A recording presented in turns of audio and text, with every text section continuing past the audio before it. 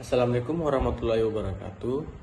Perkenalkan, nama saya Muhammad Rafli Anugrah dengan NIM F13124053. Saya akan membacakan tugas resum dari Pendidikan Pancasila.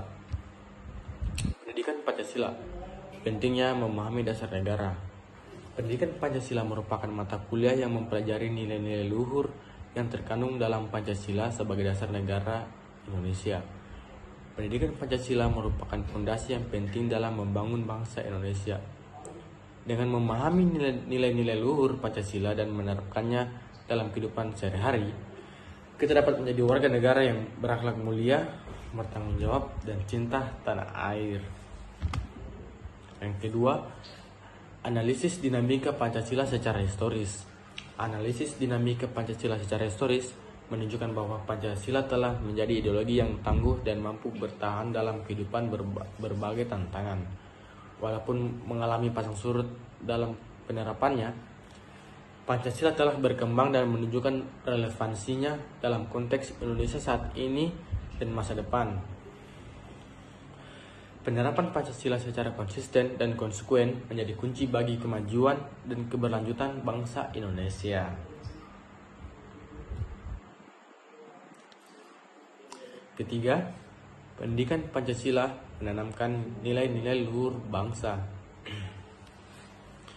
Pendidikan Pancasila memiliki peran penting dalam membentuk karakter bangsa Indonesia dengan menanamkan nilai-nilai luhur yang sesuai dengan ideologi Pancasila, yaitu pembentukan karakter bangsa bertujuan membentuk individu yang memiliki integritas dan moralitas tinggi. Yang kedua, penanaman nilai-nilai kemanusiaan Pancasila mendorong penghormatan terhadap hak asasi manusia serta mengajarkan kepedulian terhadap sesama sesuai dengan sila kedua, kemanusiaan yang adil dan beradab.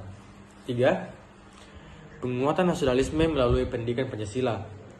Mahasiswa diajarkan pentingnya rasa cinta tanah air dan kebanggaan sebagai bagian dari bangsa Indonesia. Keempat, pengembangan sikap demokratis. Pendidikan Pancasila mengajarkan pentingnya musyawarah untuk mufakat, menghormati perbedaan, dan menjunjung tinggi prinsip demokrasi dalam kehidupan bermasyarakat. Kelima, penanggulangan tantangan globalisasi. Dengan pendidikan Pancasila, generasi muda diharapkan mampu menghadapi tantangan globalisasi tanpa kehilangan identitas nasional dan tetap mengedepankan nilai-nilai kebangsaan.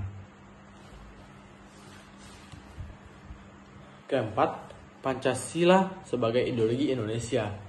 Ideologi adalah seperangkat gagasan dan keyakinan yang berfungsi untuk melegitimasi kekuasaan kelas penguasa. Ideologi sering digunakan sebagai alat untuk mempertahankan status quo dan menutupi keadilan sosial. Yang kelima, penjabaran Pancasila dalam Undang-Undang Dasar 1945. Pembukaan Undang-Undang Dasar 1945, Pancasila tercantum dalam alinea keempat sebagai dasar negara dan panduan filosofi bangsa. Implementasi dalam batang tubuh Undang-Undang Dasar 1945. Yang keenam, Pancasila, perspektif kebijakan idealis dan praktis. Pancasila dalam perspektif kebijakan idealis berlandasan nilai-nilai luhur Pancasila yang bersifat universal, berakar pada budaya dan sejarah bangsa, dan memiliki cita-cita mulia untuk mencapai tujuan nasional. Pancasila dalam perspektif kebijakan praktis yaitu realitas kebijakan, tantangan implementasi, penyesuaian dan adaptasi, pertimbangan praktis.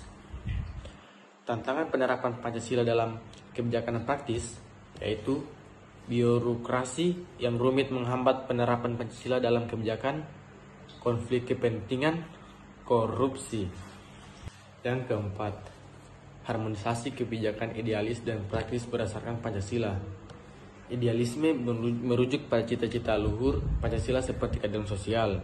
Praktis berfokus pada penerapan Pancasila dalam kebijakan. Harmonisasi mencari keseimbangan antara idealisme dan pragmatisme. Sekian dari saya. Mohon maaf bila ada salah kata. Saya akhiri. Assalamualaikum warahmatullahi wabarakatuh.